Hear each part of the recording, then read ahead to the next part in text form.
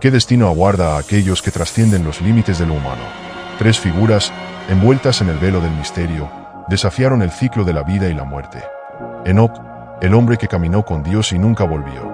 Elías, arrebatado en un torbellino de fuego hacia lo desconocido. Y Melquisedec, el sacerdote sin principio ni fin. ¿A dónde fueron? ¿Qué vieron más allá del horizonte de lo visible?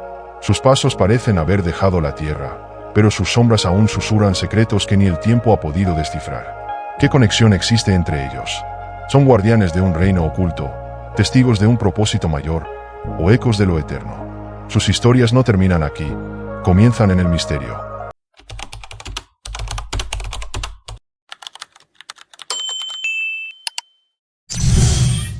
Enoc fue un hombre que vivió en los tiempos primitivos, cuando los hombres tenían vidas muy largas.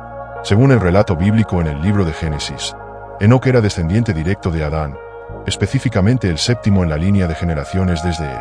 Fue hijo de Jared y padre de Matusalén, quien es conocido como el hombre que más años vivió en la historia bíblica. Enoc vivió un total de 365 años, lo cual era relativamente poco para esa época, pero su vida fue profundamente significativa. Lo que distingue a Enoc es que la Biblia dice que Enoc caminó con Dios. Esta frase implica una relación especial, cercana y continua con Dios, marcada por la fe y la obediencia. A diferencia de la mayoría de las personas de su tiempo, Enoc vivía en comunión constante con su Creador, dedicando su vida a seguir sus caminos y a mantenerse en su presencia. Este detalle lo señala como alguien único entre los hombres de su generación. El evento más asombroso de la vida de Enoc, y el que lo hace tan especial, es cómo terminó su tiempo en la tierra.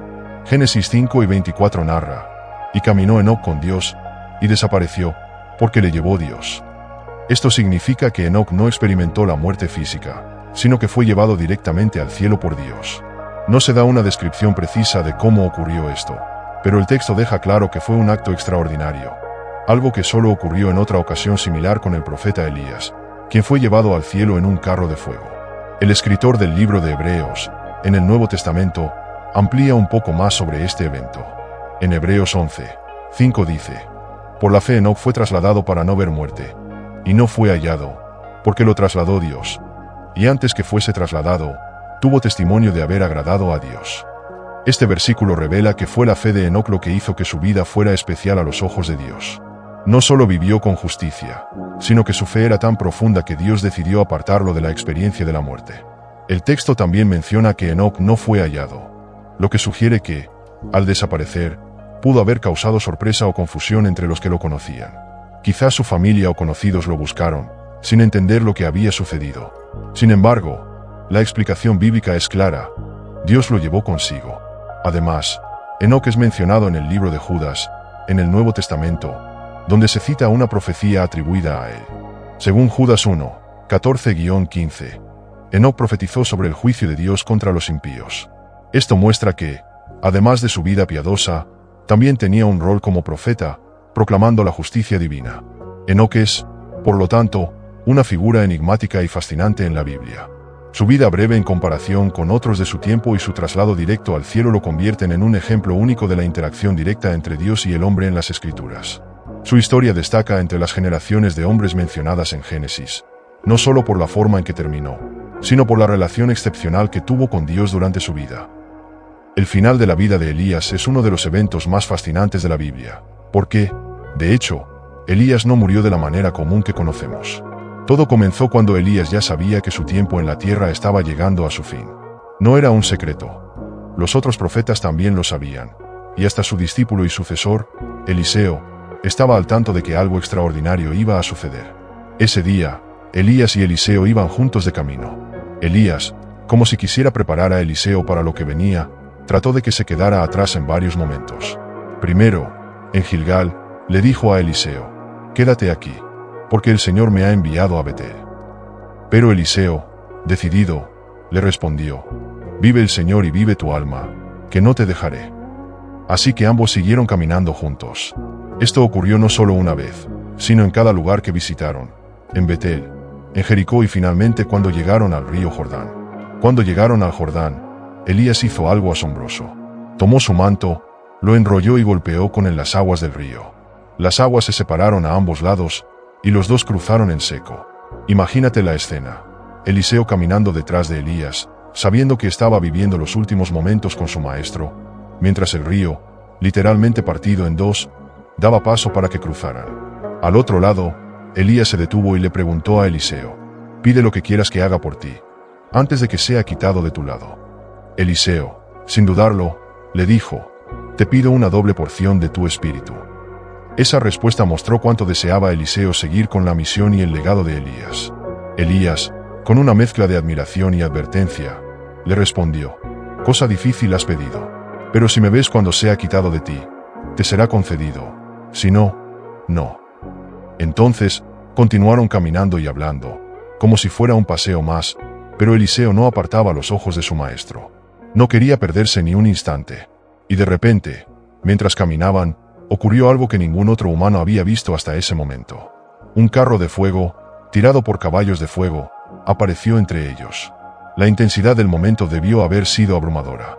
El carro separó a Elías de Eliseo, y Elías comenzó a ascender al cielo en un torbellino. Eliseo, testigo de todo, miraba hacia arriba mientras su maestro era llevado más y más alto, hasta que desapareció de su vista. Eliseo, al darse cuenta de que su maestro realmente se había ido, rompió su ropa en señal de duelo. No porque estuviera triste en el sentido tradicional, sino porque entendía la magnitud de lo que había sucedido. Elías no había muerto. Había sido llevado directamente al cielo por Dios.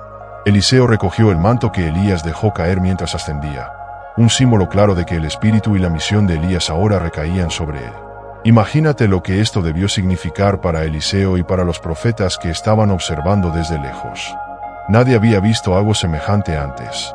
Los otros profetas, que estaban al tanto de lo especial que era ese día, insistieron en buscar a Elías.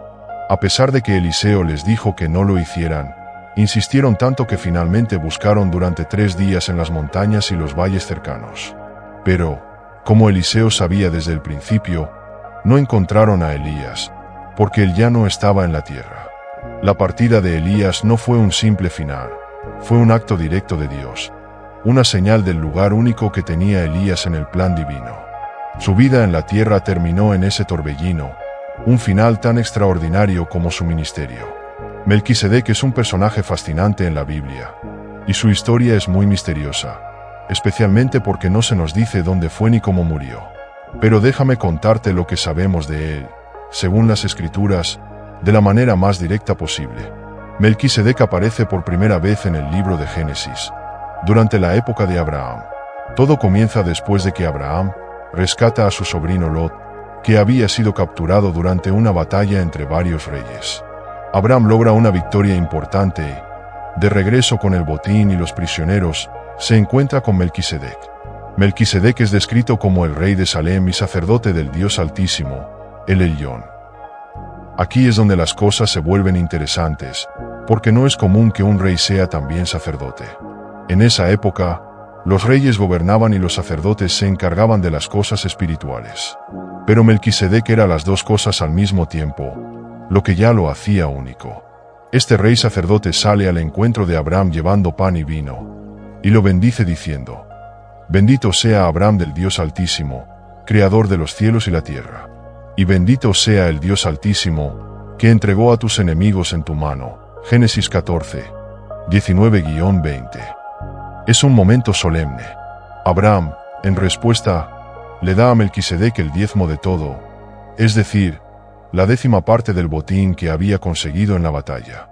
Este gesto muestra el respeto y reconocimiento de Abraham hacia Melquisedec como alguien superior espiritualmente.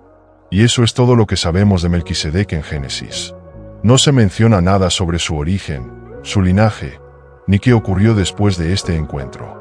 No se nos dice cómo vivió antes o después, ni cómo murió. Es como si apareciera en la narrativa de manera repentina y luego desapareciera sin dejar rastro. El misterio de Melquisedec se amplía en el libro de los Salmos y en el Nuevo Testamento. En el Salmo 110, se menciona a un rey que sería sacerdote para siempre según el orden de Melquisedec. Esta referencia conecta a Melquisedec con un sacerdocio eterno, diferente del sacerdocio tradicional de la ley de Moisés. En el libro de Hebreos, del Nuevo Testamento, se da más detalles sobre Melquisedec, aunque sigue envuelto en misterio. El autor de Hebreos dice que Melquisedec es sin padre, sin madre, sin genealogía, que no tiene principio de días ni fin de vida, sino hecho semejante al Hijo de Dios, permanece sacerdote para siempre. Hebreos 7, 3. Esto no significa literalmente que Melquisedec no tuviera padres o que fuera inmortal, sino que la Biblia no registra su genealogía, algo muy inusual en un texto que siempre es cuidadoso en mencionar los linajes. Por esta razón, muchos lo ven como una figura simbólica que apunta hacia Jesús. Hebreos también compara a Jesús con Melquisedec, diciendo que Jesús es sacerdote según ese mismo orden. Este orden no se basa en linaje humano, como el sacerdocio levítico, sino en un llamado directo de Dios. Esto refuerza la idea de que Melquisedec es una figura que trasciende su tiempo y lugar. En cuanto a dónde fue o cómo murió, no hay respuestas claras en la Biblia. Algunos creen que Melquisedec era simplemente un hombre, un rey y sacerdote fiel a Dios que vivió en Salem, la ciudad que más tarde sería Jerusalén. Otros piensan que Melquisedec podría haber sido una aparición divina o incluso una prefiguración de Jesús mismo. Pero la Escritura no nos da detalles de su final, lo que añade a su misterio. Melquisedec es uno de esos personajes que aparecen brevemente, pero dejan un impacto duradero. Su vida y su sacerdocio son como un eco que resuena a lo largo de toda la Biblia, y su historia sigue siendo un tema de fascinación e interpretación hasta el día de hoy. Enoc, Elías y Melquisedec, tres almas tan cercanas a la divinidad, se despidieron del mundo conocido con una tristeza profunda en sus corazones. Enoc, llevado por el mismo Dios hacia un destino inalcanzable, dejó atrás la tierra que lo vio caminar, sabiendo que su vida sería un misterio eterno.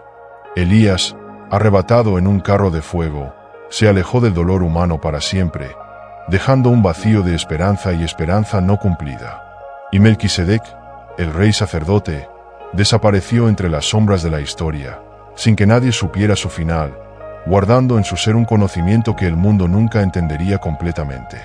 Aunque ya no estén entre nosotros, su legado perdura. En sus vidas está la enseñanza más profunda, la gratitud. Agradezcan cada respiro, cada amanecer, cada momento que les es dado en esta vida. Que su historia se comparta, no solo como un eco del pasado, sino como una lección de cómo vivir con integridad, fe y gratitud. Que, al final de nuestros días, podamos mirar atrás y saber que, como ellos, nuestra vida fue un testimonio de algo más grande que nosotros mismos.